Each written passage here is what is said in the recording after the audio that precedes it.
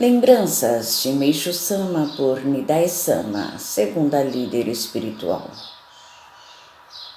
Das sombras à luz.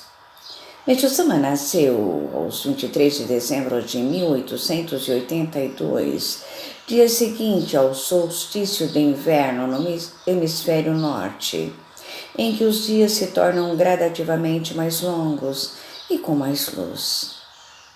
Com isso, compreende-se claramente que o fato de Meishu Sama ter nascido em tal dia significa que ele nasceu para trazer luz ao mundo.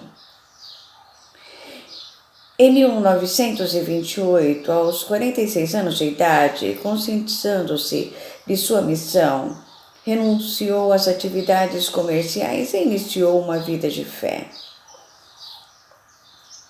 No entanto, eu diria que sua missão não foi determinada naquele momento, mas no dia do seu nascimento. Meishu Sama nasceu próximo a um templo budista dedicado ao deus Kannon, em Hashiba, um local elegante, cantado em poemas, situado no bairro de Asakusa, Tóquio. Sua mãe, Toriko, não tinha leite suficiente e pediu à esposa do sacerdote do templo, Renso-ji, que amamentasse o filho. Desse modo, ela conseguiu criá-lo.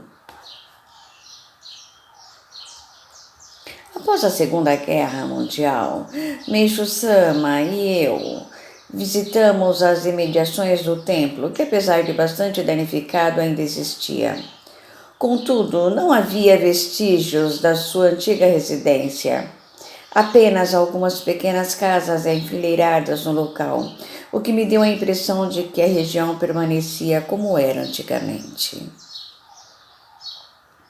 A família de Meishu Sama administrou por várias gerações uma loja de penhores chamada Musashiya, que prosperou muito até a época do seu bisavô.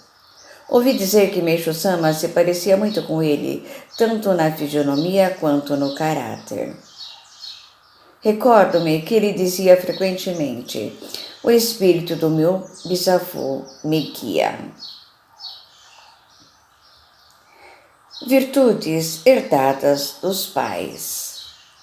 Após a geração de seu bisavô, os negócios da família decaíram, e na época em que Meishu Sama nasceu, a família passava por uma fase financeira bastante difícil. Diante de tal situação, seus pais passaram a montar à noite uma barraca no pátio do templo Kannon de Asakusa para comercializar objetos usados.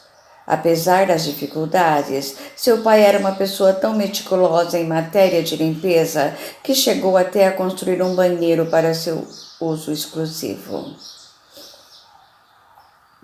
Meishu Sama nos contava, em meio a risos, que seu pai não permitia que nem os membros da família usassem o tal banheiro. Sua mãe era uma pessoa muito econômica e zelava para que nada fosse desperdiçado. Como era uma dona de casa de poucos recursos, talvez não tivesse outra opção. Todavia, o sentimento de valorizar as coisas lhe era inato. Tendo sido criada por uma mãe comedida e por um pai íntegro e meticuloso até na limpeza, Meishu Sama, apesar do seu temperamento arrojado, conservou as características dos seus progenitores.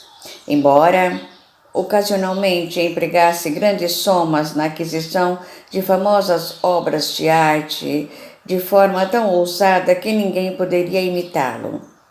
Por outro lado, Meishu Sama não desperdiçava nada, nem mesmo um lenço de papel. Mesmo na época em que era um próspero comerciante, fumava o cigarro até o fim. Anos mais tarde, quando já era religioso, havia pessoas que pediam as sobras de seu cigarro. Após tragar uma ou duas vezes, dizia: "Separe estas sobras e distribua entre as pessoas que pediram", o que fazia com que fumasse muito pouco. Agia da mesma forma com a toalha de rosto. Quando a trocávamos por uma nova na época do Ano Novo, ele a usava o ano inteiro, não se importando se já estava desbotada ou rota. Seus cuidados com o asseio eram tão grandes que chegava a ser engraçado. Como não queria que ninguém tocasse na toalha, pendurava-a num toco de bambu fixado à pilastra e, após torcê-la, estendia e ajustava suas pontas cuidadosamente.